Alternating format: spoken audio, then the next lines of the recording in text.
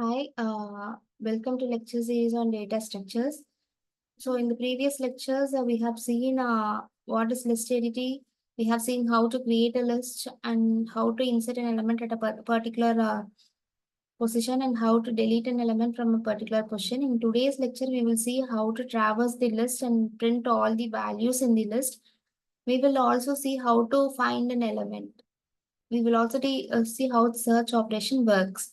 So first we will get started with the display operation.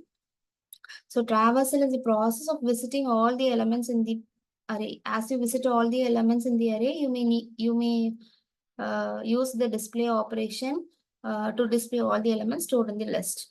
So the elements stored from the index 0 to index n minus 1 will be displayed. So for displaying this, we are using for loop here. So as you are aware, this variable I is used for pointing to the index, and I'm going to display the elements in the array. So from the 0th index, I'm going to start displaying the values. So I is initialized to 0 until last index. What is the last index? Last index is n minus 1. If I'm specifying n minus 1, here the condition should be I is less than or equal to n minus 1. So that is the last index, I'm going to display the value, right? So you can give the condition as I give the condition here. There is so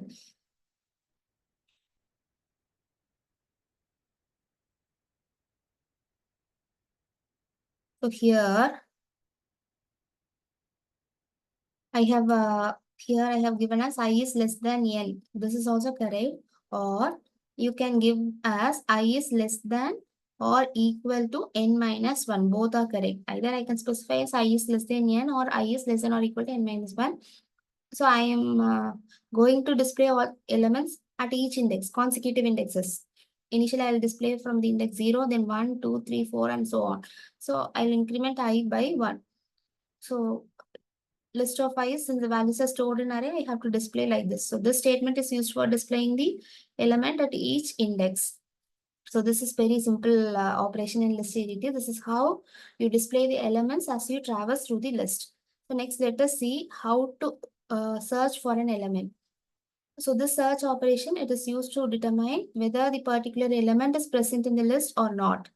So if the element is found, it will display a message like element is found. If the search operation is unsuccessful, it will display an message like element is not found. So this is the routine for finding an element in the array. Now I have to get input from the user which element I need to search in this particular list. So this is obtained using the variable search. Next, I have to compare the search value with each and every element in the array starting from the 0th index. So the same condition is given here. I is equal to 0, I is less than n, I plus plus. So I am comparing the search value or the key value with each element in the list. So if this match is found, if the search value is equal to an element in the list, I'm incrementing count. So this count variable will be incremented only if this comparison or if this search operation is successful. If it is not successful, this count will not be incremented. Initially, this count is initialized to 0. So if this search is successful, this count will be incremented by 1. If it is not successful, the count will remain as 0. So this operation is performed. This comparison is done until I is less than n. I mean, until you reach the last index. So after this, it will come out of the loop. Now here, another thing you have to do, you have to check if this count is equal to 1. If this count is equal to, count is equal to 0. If this count is equal to 0, what does it mean? This search equal to list of I is unsuccessful, right? This statement is false. This statement is not satisfied. So if this count value remains 0, it means the element is not found in the list. On the other hand, if this count value is equal to 1 or 2 or any other values, it means the element is found in the list. If it is equal to 1, it means the element is found only once. If it is equal to 2, it means that element is found at more than one location. So then it will print a message like element is present in the list. So this is how search operation is performed in the list ADT. So now we have seen two different operations. One is traversing the list and displaying all the values in the list.